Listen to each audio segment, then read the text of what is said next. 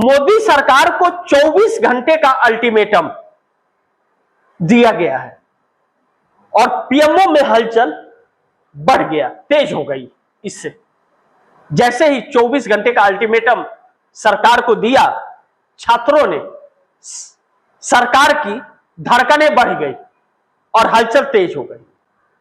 अब इन सबके बीच अमित शाह के अफसर जो हैं वह राहुल गांधी के साथ होते हुए नजर आ रहे हैं। इंफॉर्मेशन दिया जा रहा है लीडर ऑफ अपोजिशन को, इस देश को। मोदी सरकार को 24 घंटे का अल्टीमेटम इसलिए दिया गया है छात्रों की तरफ से कि 24 घंटे के अंदर सरकार अपने वायदे को पूरा करे।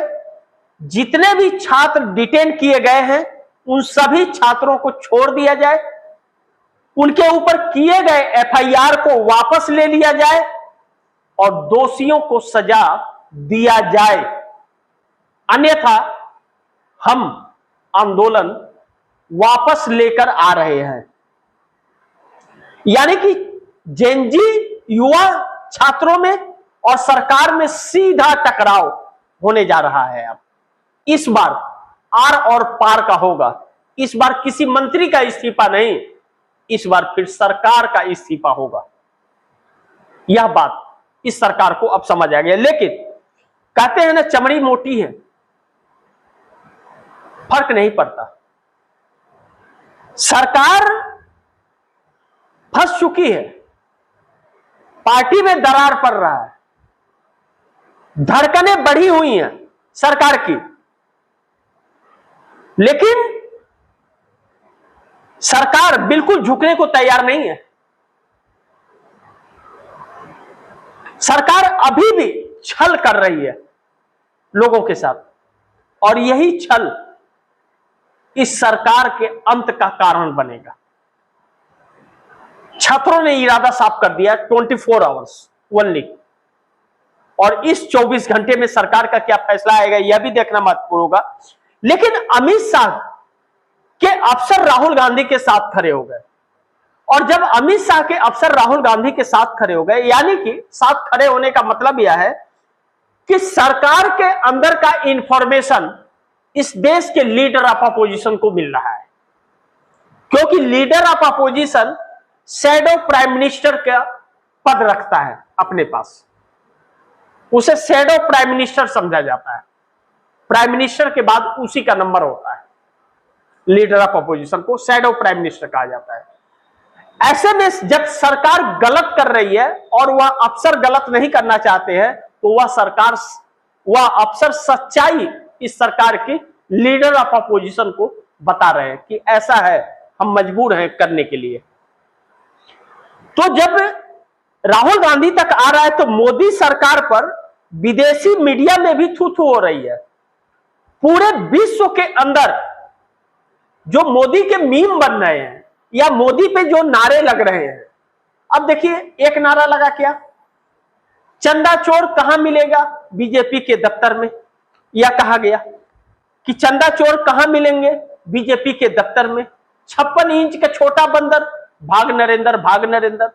और एक जो बहुत ही शान से नारा लगाया जाता है कि सरफरोशी की तमन्ना अब हमारे दिल में है, देखना है जोर कितना बाजुए कातिल में है। यह नारा बच्चों ने लगाया था और इसी के दम पर उन्होंने फतेह हासिल की, सरकार को घुटने के बल धूल चटवा दिया 7 दिनों के अंदर।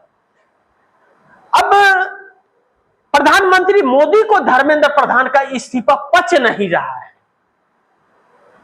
पच नहीं रहा है कि जो 13 महीने में किसान नहीं कर पाए वह 7 दिनों में इन बच्चों ने कर दिया, जबकि इस आंदोलन का ना दिशा था, ना कोई नेतृत्व था, कुछ भी नहीं था।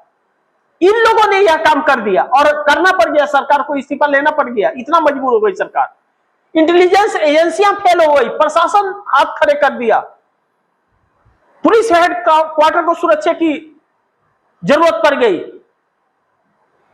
तो फिर जब यह एहसास था तो आप सोचिए कि जब यह आंदोलन बैक हो रहा है तो उस आंदोलन का रूप क्या होगा, क्या उस रूप को यह सरकार संभाल पाएगी?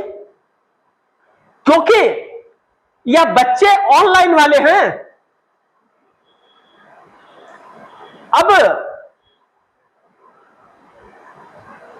धर्मेंद्र प्रधान का इस्तीफा हजम नहीं हो रहा है और अब तो यह बच्चे अपना रुख चेंज कर देंगे। Supreme court, election commission of India, ED, CBI, police, CRPF पर देश का गुस्सा फूट रहा है, क्योंकि इन्हीं लोगों ने आतंक मचाया था। तो यह जो टेक्निक अपना चेंज करते हैं बच्चे, जब बंगाल में होगा, नई सरकार आई है और किस तरह आई है हर कोई जानता है, तो जब हिसाब बराबर करने निकलेंगे तो सरकार कहां रहेगी? बिहार में कहां रहेंगे? AK-47 कितना चला लेंगे? आसाम में क्या होगा? दिल्ली में क्या होगा और यूपी में क्या होगा? मध्य प्रदेश, राजस्थान, हरियाणा, पंजाब, महाराष्ट्र, छत्तीसगढ़, क्या होगा? इस बार उतरेंगे तो किस गुस्से में उतरेंगे? चुनाव आयोग का भी हिसाब हो जाएगा, न्यायपालिका का भी, पुलिस प्रशासन का भी।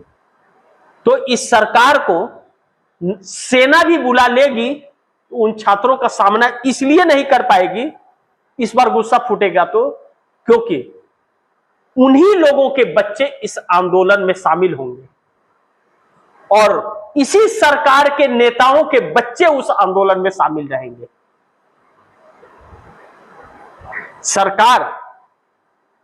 सरकार कहने के लायक नहीं है और नेता कायर है और धोखेबाज और इस देश के गद्दार बन गए हैं। यह हकीकत है, इस बात से हम इनकार नहीं कर सकते। ऐसी सरकार कभी आएगी इस देश के अंदर, किसी ने कल्पना नहीं की थी। लेकिन अब इस सरकार का सिचुएशन यह है कि यह जाए तो कहां जाए। जिस दिन प्रधानमंत्री की कुर्सी गई और जिस दिन गृह मंत्रालय अमित शाह के हाथ से गया, वह इस देश से बाहर भी नहीं जा सकते, क्योंकि इनको वीजा कोई देश नहीं जाएगा, इनके ऊपर बैंड लगा हुआ है। सिर्फ संवैधानिक पद पर बैठे होने के कारण प्राइम मिनिस्टर ऑफ इंडिया के रूप में नरेंद्र मोदी को वीजा मिलता है, अन्यथा धक्के मार के लोग निकाल देंगे। ऐसे लोग कुर्सी पर बैठकर रहना चाहते हैं और छोड़ना नहीं चाहते हैं, और अब यह देश उसी दिशा में बढ़ रहा है। इसलिए पीएम दफ्तर की धड़कनें भी बढ़ रही हैं और मोदी की धड़कन भी तेज हो गई है। बाकी आप दर्शक क्या सोचते हैं? आप दर्शकों की क्या राय है, क्या सुझाव है, कमेंट बॉक्स में जरूर दीजिएगा। इस खबर को ज्यादा से ज्यादा शेयर कीजिए, अपने दोस्तों को भी कहिए आगे शेयर करें। और आपने TFD इंडिया न्यूज 24 को सब्सक्राइब नहीं किया तो सब्सक्राइब कर लीजिए, अपने दोस्तों को भी कहिएगा सब्सक्राइब करें। मिलते हैं अगली खबर के साथ, तब तक के लिए नमस्कार।